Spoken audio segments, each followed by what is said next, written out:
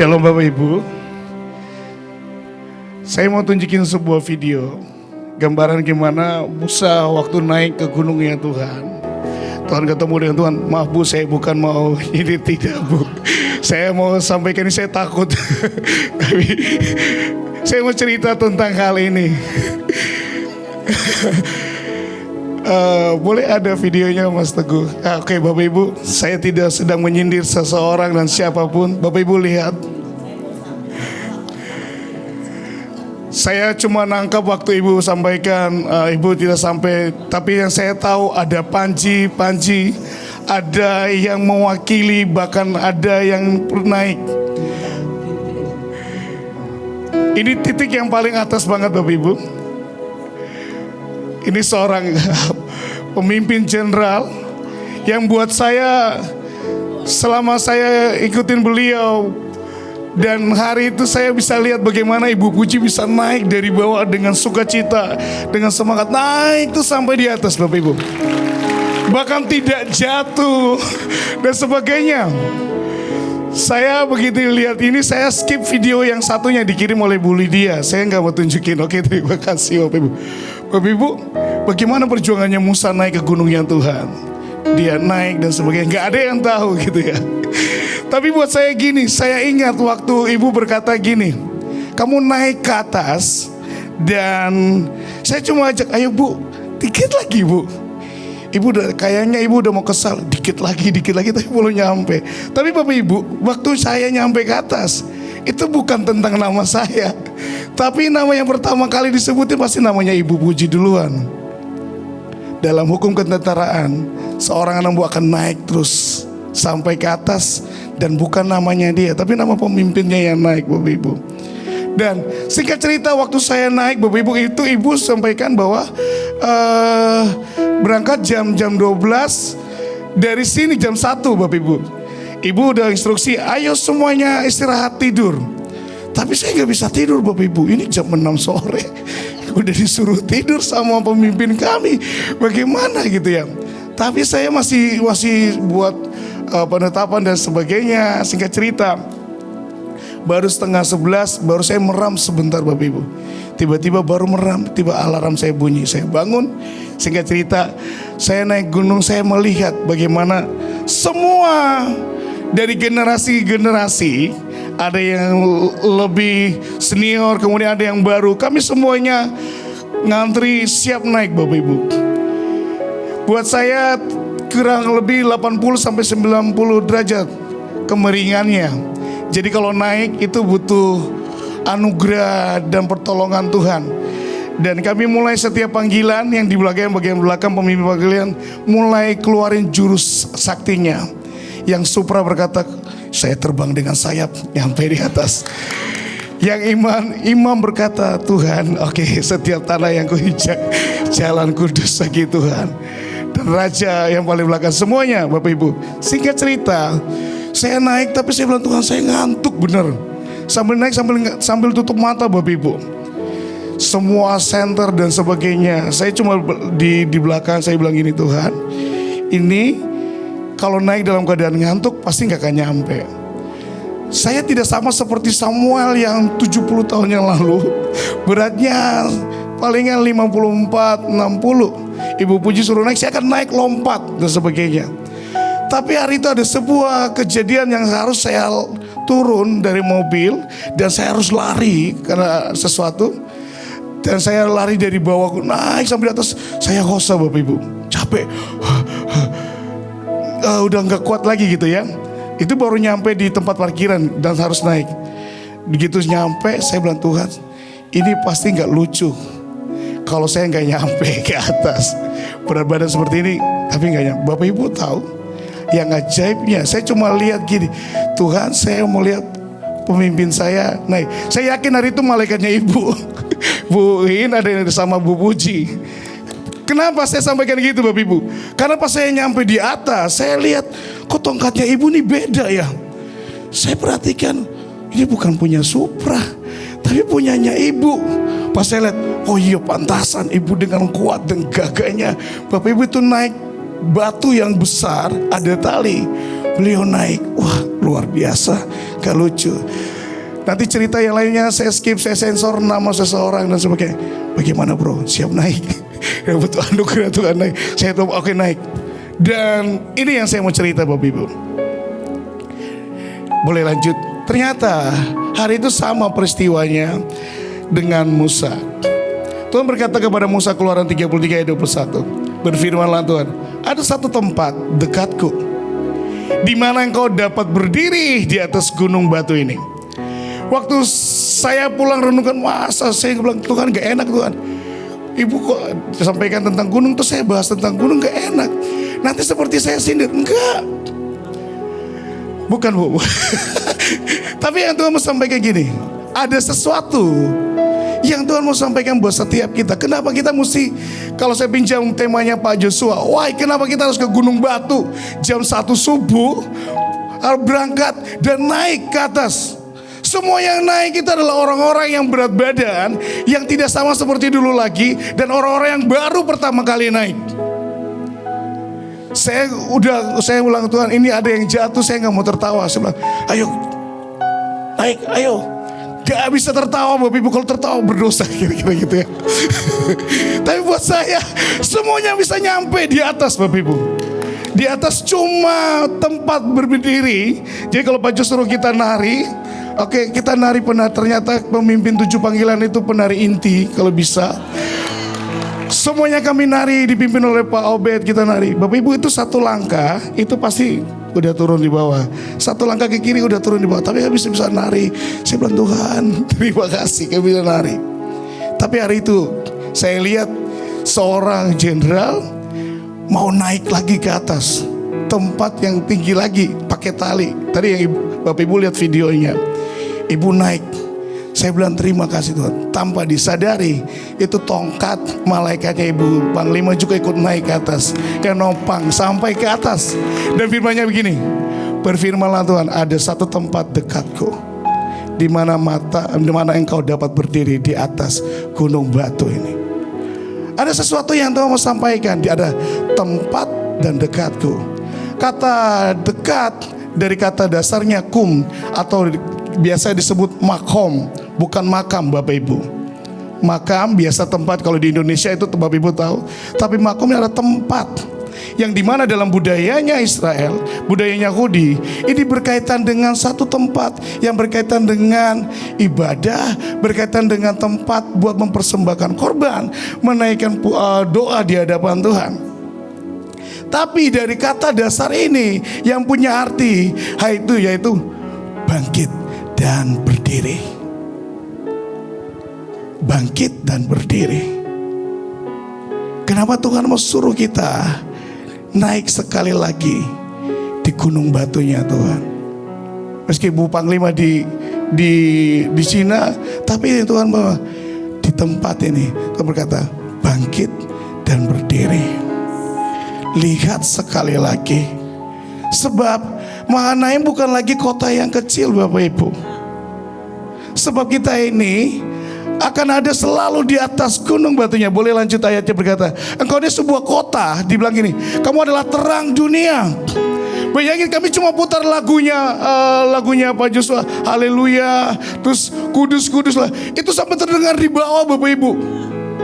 Dan senter-senter kami terlihat. Wah, kelihatan Bapak Ibu. Bayangin jam 4 subuh, jam 3 itu naik. Suara kita yang paling kencang semuanya. Belum ada yang bangun mungkin. Kita udah teriak-teriak di atas, nyanyi nyembah di atas. Dan Tuhan berkata, ini yang Tuhan cerita. Nah, mau gak mau, engkau akan terlihat. Orang akan lihat seluruhnya Mahanaim. Siapa ini yang aneh-aneh pergi ke Iran, ke Cina, Korea dan sebagainya. Kita akan menjadi kota, bukan hanya terang, tapi kita akan jadi kota yang dilihat. Karena semuanya terang, yang terletak di atas gunung, tidak mungkin tersembunyi. Itu terlihat Bapak Ibu. Bapak Ibu kalau lihat, cari di Google bisa lihat. Itu fotonya gunung, dibilang gini, gunung batu, benar-benar batu. Lurus gini Bapak Ibu. Kalau Bapak Ibu berdiri pasti miring gini. Kalau Bapak Ibu gini pasti gini nih. Gak ada lagi. Hari itu tongkat Musa yang menyelamatkan para pemimpin buat naik. Semua naik pakai tongkat. Wah, saya bilang luar biasa, ini tongkat ajaib nih. Tongkatnya Ibu Jenderal Deborah Puji nggak lepas dari tangan beliau. Masih naik batu, masih pegang tongkat. Bu, udah Bu, saya pegang. Gak, beliau naik dengan tongkat sampai ke atas. Saya bilang, ini Ibu luar biasa. Kalau berapa tahun yang lalu beliau naik pakai hak tinggi, Bapak Ibu. Saya belum ketemu orang naik gunung naik dengan hak setinggi ini. Saya bilang, ini luar biasa naik dengan hak tinggi ini. Tapi kemarin beliau naik, turun dan sebagainya. Saya bilang, kayaknya kita perlu makan tomat yang Ibu sampaikan, biar kita cerah semuanya ya. Tapi Ibu, ajaib banget. Kenapa kita kemarin pergi? Wah, kenapa kita harus ke gunung? Karena Tuhan berkata, kamu ini kota yang terlihat banyak orang. Yang akan nggak bisa tersembunyi, kita nggak bisa sembunyi. Mau ganti baju batik, orang udah tahu muka-mukamu muka Batra. Dari cara doamu nih orang-orang ini kegerakan nih. Biar ganti Bapak Ibu. Ketemu di lampu merah, bersyukur kalau misalnya lampu merahnya berhenti. Terus kalau tidak berhenti lanjut. Oh, ini jangan-jangan orang mana yang Batra. Saudara, kita ini dilihat banyak orang. Kita dipantau, dilihat. Bahkan orang berusaha mencari celah dan sebagainya. Tapi janji Tuhan buat setiap kita. Kenapa? Kamu harus naik. Nah, kamu itu terang dunia dan kota yang terletak di atas gunung. Gak banyak yang tinggal. Tapi ada beberapa tokoh yang naik ke gunung, yang ketemu Tuhan di tempat yang tinggi. Ibu pernah bahas tentang Mesbah. Coba kita lihat sama-sama. Mari coba lihat. Dari kehidupan mereka mau akhirnya terang yang ajaib, sehingga punya dampak bagi setiap orang. Boleh yang pertama kita lihat. Yang pertama ada seorang yang bernama Nuh. Bapak Ibu, tempatnya di atas, yaitu di Kejadian 8. Dalam bulan yang ke-7, pada hari yang ke-7 bulan itu terkandas sebagai di gunung. Saya nggak tahu kenapa Ibu hari itu bilang gunung lagi. Tapi kalau Nuh tidak terkandas di situ, apa yang terjadi? Coba kalau Batra Nuh mendarat di sandar di pelabuhan ini, Tanjung Perak di sini. Gak ada ceritanya dalam Alkitab. Tapi ada cerita di balik itu, Bapak Ibu. Lanjut, saya akan cepat aja. Ada Abraham. Abraham selalu persembahkan korban di gunung, di Moria. Tujuannya bukan sekedar mempersembahkan, Bapak Ibu, tapi Tuhan sedang menetapkan sesuatu atas hidup Abraham, atas hidup Nuh dan keturunannya. Yang pertama Tuhan berkata, mari berdiri di dekatku, mari berdiri di sampingku, jangan jauh-jauh, mari berdiri dekatku. Kalau jauh-jauh gak bisa. Bapak Ibu, videonya gak ada, Bapak Ibu. Itu naik kita saling bergandengan tangan, bukan bergandengan tangan dan sebagainya. Ngantri buat naik, tuntun satu naik dan sebagainya. Naik lagi, bawa alat. Bapak Ibu tahu panji-panji itu penari kita luar biasa, Bapak Ibu. Panji-panji yang panjang itu dibopong naik semuanya. Saya lihat, wah ini ajaib. Udah nggak tidur, bawa alat nari naik ke atas. Turun juga demikian, Bapak Ibu. Gak ada satupun dari kami yang tidak nyampe ke atas. Semuanya sampai ke atas. Lanjut, ada juga yang bernama Musa. Musa juga ketemu dengan Tuhan di gunung. Terus kemudian berikutnya ada yang bernama Elia. Elia juga di gunungnya Tuhan. Terakhir, lanjut. Nah ini dia. Kenapa Tuhan suruh kita berdiri dekat dia? Kata dekat dalam Keluaran 33 ayat 21. Di sana katakan gini. Berfirmanlah Tuhan, ada satu tempat dekatku di mana engkau dapat berdiri.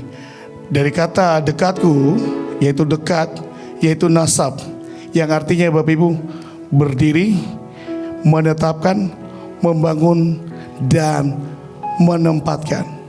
Ternyata waktu ibu kita naik, kita tuh sedang berdiri menetapkan batasnya sampai di mana, masanya sampai di mana, dan kita sedang membangun pilar demi pilar dan menempatkan setiap benua demi benua, Bapak Ibu.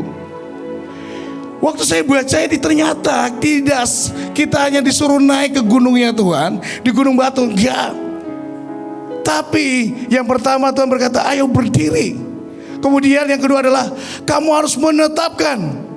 Kita menetapkan 7 tahun ya Bapak Ibu ya, Pak Pemimpin ya, 7 tahun. Saya bilang, wah ini luar biasa banget. Di atas gunung Tuhan bersuruh dekatku, artinya Bapak Ibu kita harus menetapkan. Mari kita lihat yang pertama, yang artinya berdiri. Lanjut. Berdiri untuk apa Bapak Ibu?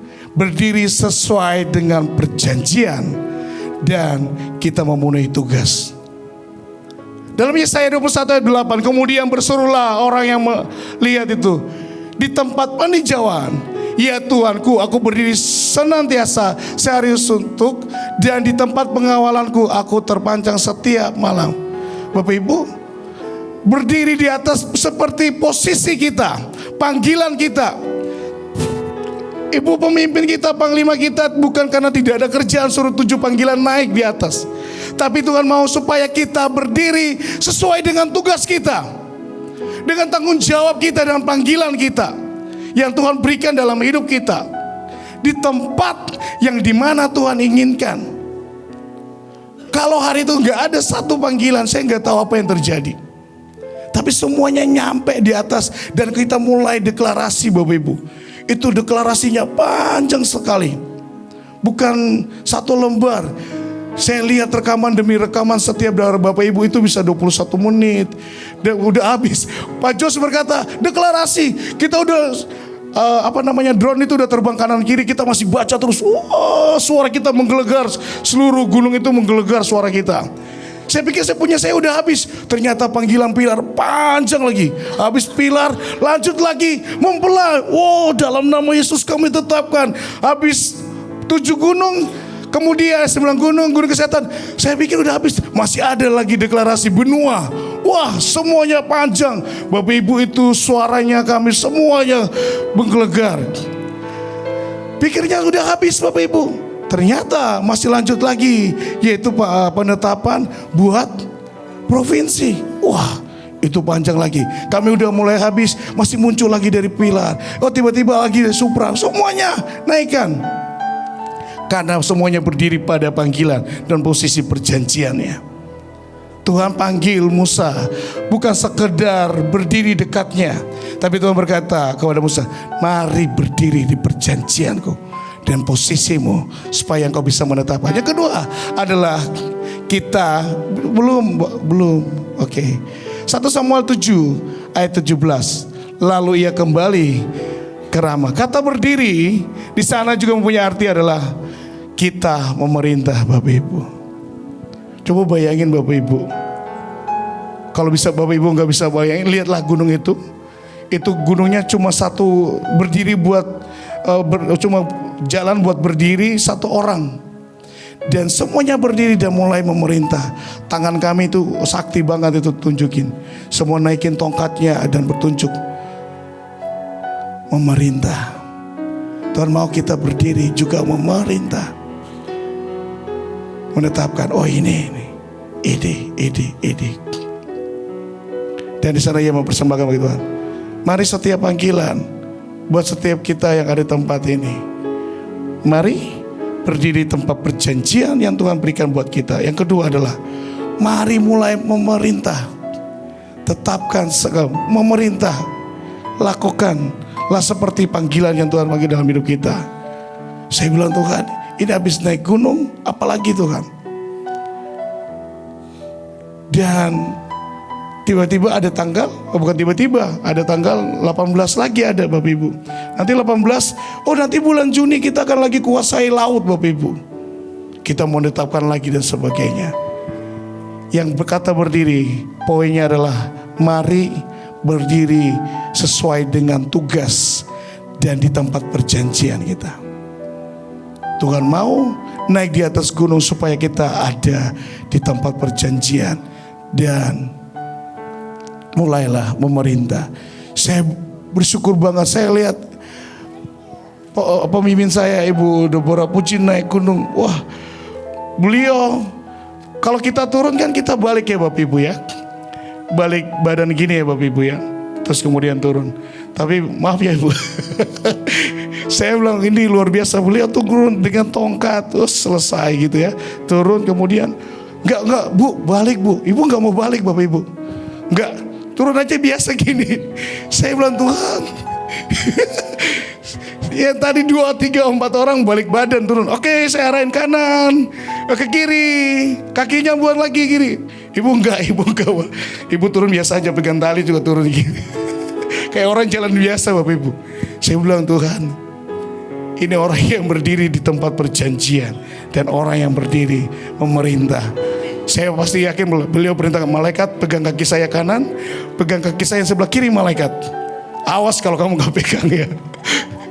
Itu ajaib Bapak Ibu. Saya gak berani tertawa Bapak Ibu. Sejujurnya saya gak berani tertawa. Mohon maaf Pak Braju, Bu Sari, saya gak berani tertawa. Saya lihat hari itu semuanya Bapak Ibu, semuanya itu celana dari depan belakang, semuanya pasti ada tanda jejak-jejak cintanya Tuhan. Ada yang mulai tersungkur menyembah Tuhan, ada yang mulai merangkak jalan dan sebagainya. Tapi itulah tanda keajaiban Tuhan. Dan dia bilang, Tuhan ini gunungmu Tuhan. Orang-orang yang sedang berdiri tempat perjanjiannya Tuhan. Musa bukan karena gak ada kerjaan Bapak Ibu, tapi dia tahu itu ada tempat perjanjian yang dia harus berdiri. Lanjut berikutnya. Ternyata di tempat ini juga artinya ditunjuk untuk menjadi pemimpin. Mazmur 2 ayat 6, akulah yang telah melantik rajaku di Sion, di gunung yang kudus. Dalam Bilangan 20 ayat 28. Sebelum sampai di situ, waktu kemarin waktu saya lihat Pak Jos di atas, dan Pak Jos berdiri di atas Bapak Ibu, di atas. Ini yang Tuhan sampaikan, Tuhan sedang melantik rajaku di tempat yang tinggi. Halo Bapak Ibu, waktu kita berdiri di tempat perjanjian, Tuhan tidak sekedar bawa kita untuk memerintah, tapi dia tetapkan, dia lantik sekali lagi. Saya bilang Tuhan terima kasih Tuhan, bukan karena kami gak ada kerjaan, tapi Engkau mau tetapkan sekali lagi. Bagaimana untuk menetapkan 7 tahun kalau tidak dilantik? Harus dilantik di atas tempat yang kudus. Dan satu sisi waktu saya dengar itu, saya sempat pulang dengan Ibu Jenderal Deborah Puji, terus Ibu cerita. Dan satu sisi Bu, saya agak nakal Bu, maaf Bu, sekaligus pengakuan Bu. Terus saya bilang gini, Tuhan, waktu saya baca ini, Musa menanggal pakaiannya dan mengenakan kepada Eliezer, lalu matilah Harun di puncak gunung itu. Saya bilang begini, maaf Bu kalau salah, Pak Luki kalau salah langsung direntiin, ganti khotbahnya siapa ya. Tapi buat saya gini, saya bilang gini, Tuhan bukan syukur ya, untung Ibu gak nyampe di atas Bu. Saya bilang gini, satu hitungannya yang lain, satu hitungan Tuhan punya rencana Ibu nyampe di tengah. Hari itu kita lihat Pak Jos di atas Bapak, benar Bapak Ibu. Itu lihat beliau berdiri dengan jubah di atas. Dan sisi lain Tuhan berkata, Tuhan sedang melantik, tapi pasti ada pergantian juga. Tapi yang saya bersyukur adalah Tuhan bawa Ibu sampai di tengah. Halo Bapak Ibu, hari itu Harun dan Eliezer naik ke atas, tapi di atas juga terjadi pergantian antara Harun dan Eliezer. Jubahnya diturunkan kepada Eliezer. Satu sisi saya agak nakal, saya bilang Tuhan terima kasih Tuhan.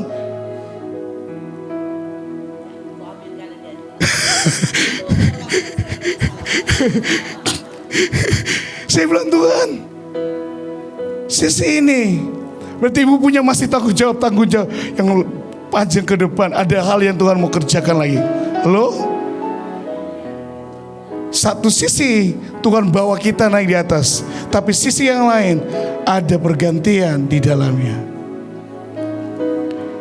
Waktu saya baca ini saya bilang, Tuhan terima kasih. Saya gak berani, makanya saya bilang, saya gak berani khotbah buat pagi hari ini, buat sampaikan hari ini. Saya bilang, Tuhan terima kasih Ibu, Tuhan buat sesuatu, Ibu sampai di tengah. Satu sisi ada yang lain dilantik, satu sisi lagi. Ini yang terjadi bagi Eliezer. Halo? Di tempat yang tinggi, Tuhan mau kita berdiri perjanjiannya pada posisinya. Sisi yang lain ada pelantikan itu menjadi pemimpin raja-raja yang menetapkan sekali lagi. Bapak Ibu, begitu kita tetapkan sekali lagi, maka seluruhnya kita tahu bahwa semakin dekat, semakin lawatan itu terjadi di tempat ini. Amin. Ini 7 tahun ke depan kita tetapkan Bapak Ibu. Wah, ini 7 tahun. Wah, terjadi. Saya udah mulai bayangin bahwa semua taman di Jakarta, semua taman di Indonesia ada taman doa. Oh, tiba-tiba ada yang naikin dupa doa di taman. Dan kemarin saya bersyukur banget, anak saya bilang, Pak kita pergi. Saya pergi Bapak Ibu, sebenarnya saya gak mau pergi ke mall kemana. Kalau begitu saya pasti masuk mall. Pasti yang pertama adalah saya ngantuk. Saya bilang, aduh Tuhan saya ngantuk banget saya masuk mall. Tapi begitu saya masuk mall, tiba-tiba seperti Tuhan cerita buat saya. Nah, ini seperti yang pemimpinmu rindukan. Saya lihat taman bermain itu besar sekali. Dan saya mulai bayangin ada anak-anak yang main kenal firman Tuhan, Daud dan Goliat. Terus kemudian Musa ada naik gunung. Anak saya naik tempat yang tinggi, dia berkata, saya bilang, wow ini ajaib. Di sana ada tempat baca, di sana ada tempat orang konseling, pelepasan, di mall yang besar itu tuh. Terus saya mulai katakan buat istri saya, yang kalau kita punya mall sebesar ini, semuanya orang-orang yang melayani adalah anak Tuhan, bagaimana ya? Saya bayangin. Terus ini pikirannya nakal ya. Terus pas makan, gak usah bayar, Bapak cukup doain saya aja. Loh, semuanya itu orang anak Tuhan. Wah, saya bilang, wow. Tapi jangan kita punya mall, Bapak Ibu bilang, udah itu kan sesama anak Tuhan jadi gak usah bayar. Bukan begitu Bapak Ibu ya. Jangan. Tempat bermain, saya bilang, wah ini luar biasa. Daud lawan Goliat. Kemudian Petrus berjalan di atas air. Wow, ajaib. Mari setiap kita naiklah ke gunungnya Tuhan. Sebab di gunungnya kita siap dilantik, ditunjuk jadi raja-rajanya ya Tuhan. Yang berikutnya,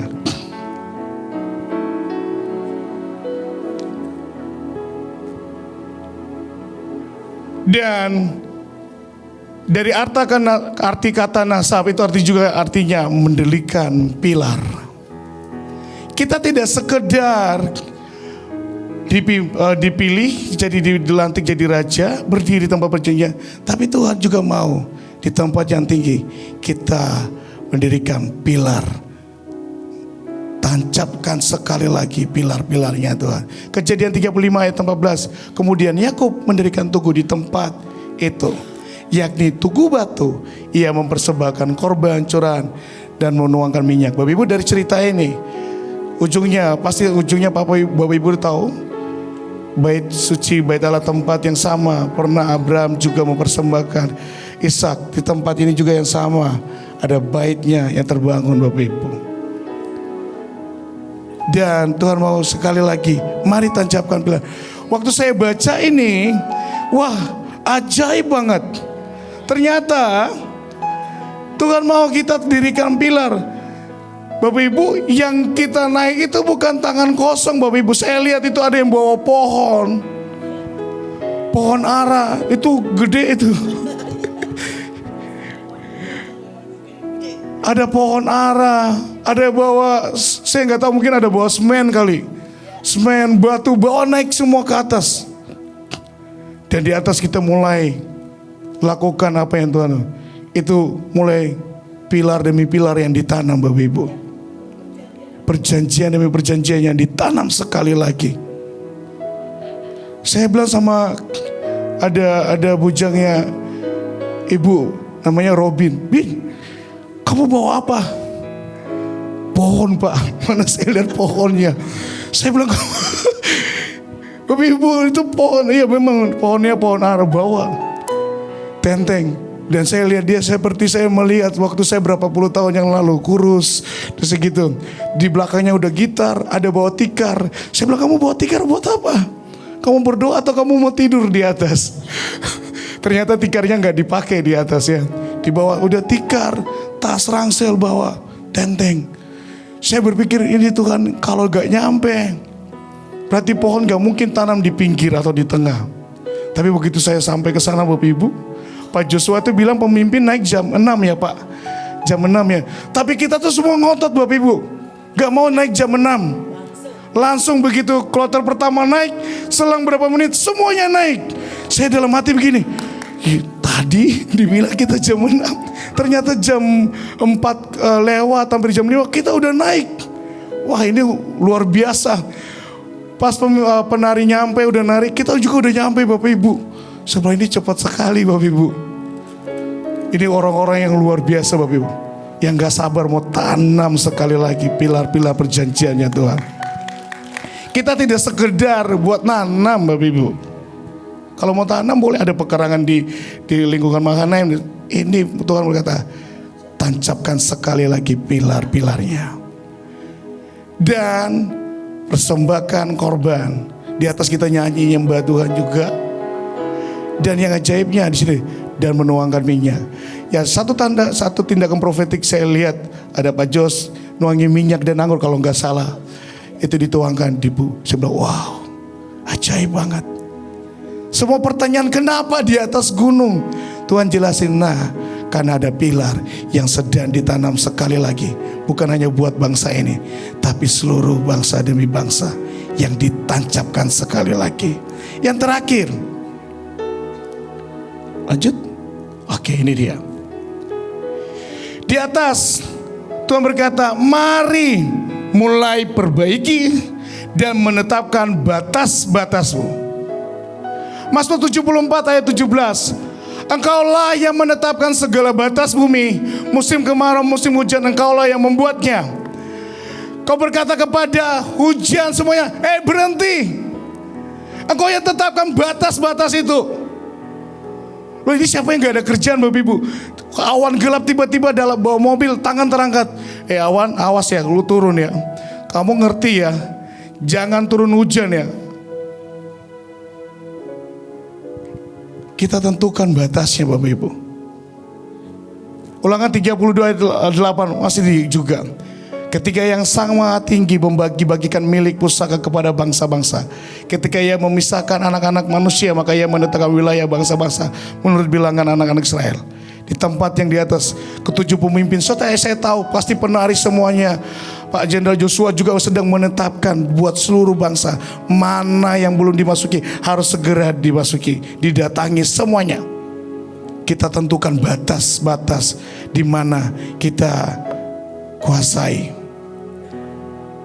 Makanya waktu kita naik kita pakai baju penguasa alam semesta. Wah, ajaib Bapak Ibu.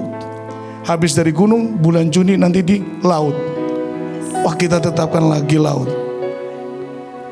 Bapak Ibu, Tuhan bawa kita menetapkan seluruhnya. Bahkan pribadinya dari satu orang, Kisah Rasul 17:26. Dari satu orang saja ia telah menjadikan semua bangsa umat manusia untuk mendiami seluruh muka bumi. Dan ia menentukan musim-musim bagi mereka, batas-batas kediaman mereka. Di tempat ini Tuhan mau waktu kita naik ke gunungnya, kita tentukan, lawatan harus terjadi.